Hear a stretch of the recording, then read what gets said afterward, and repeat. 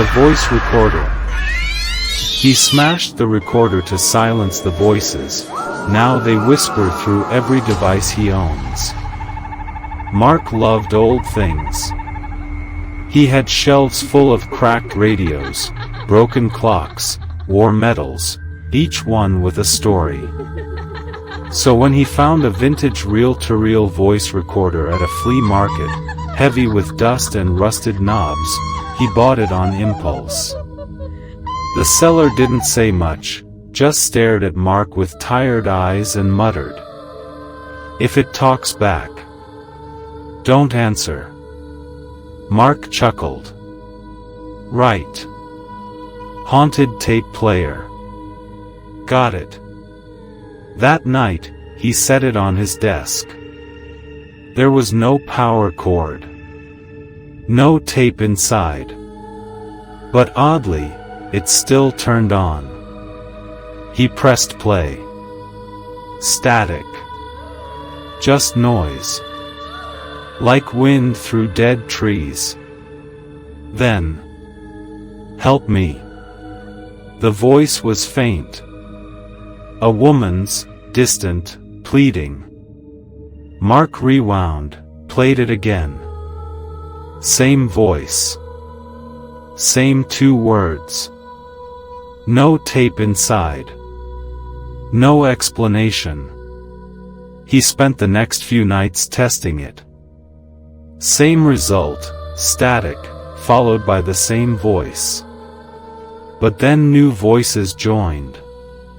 Some screamed. Some wept. One night, a child sobbed, "Where's my mom?" Mark's fascination turned to unease. He couldn't explain it. He didn't want to explain it. Then it got worse. One voice, deep, cold, whispered, "Mark." He froze. Did it just say my name? The next night. Mark. 214 Copper Lane. His address. He pulled the plug. Unplugged every socket. Still, the recorder hummed. It wasn't connected to anything. But it still played. In a panic, he grabbed a hammer and shattered it. Metal flying, gears snapping. The voices stopped. For a moment, he felt relief. But at 3:17 a.m., he woke to whispering. Not from the broken recorder. From under his bed. "Why did you break it, Mark? Now we're free." He checked under the bed.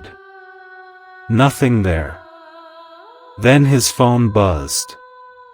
A voice memo had been recorded, by itself. He played it.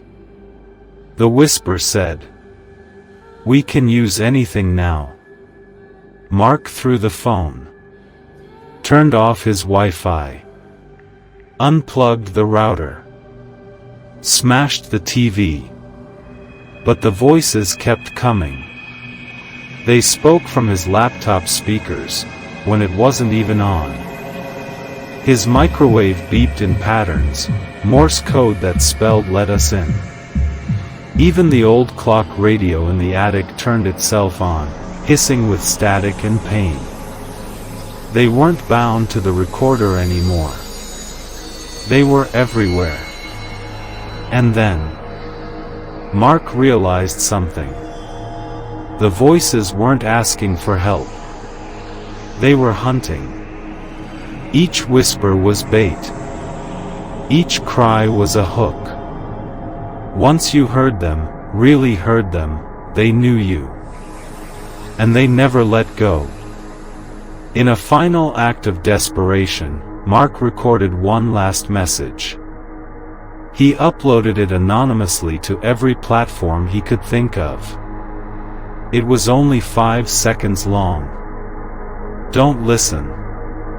Don't play anything. If you hear them, they already know you. Then Mark disappeared. Gone. No note.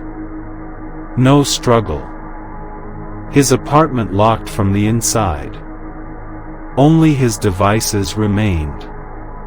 Still powered on. Still playing something. His phone kept recording new memos, automatically uploading them.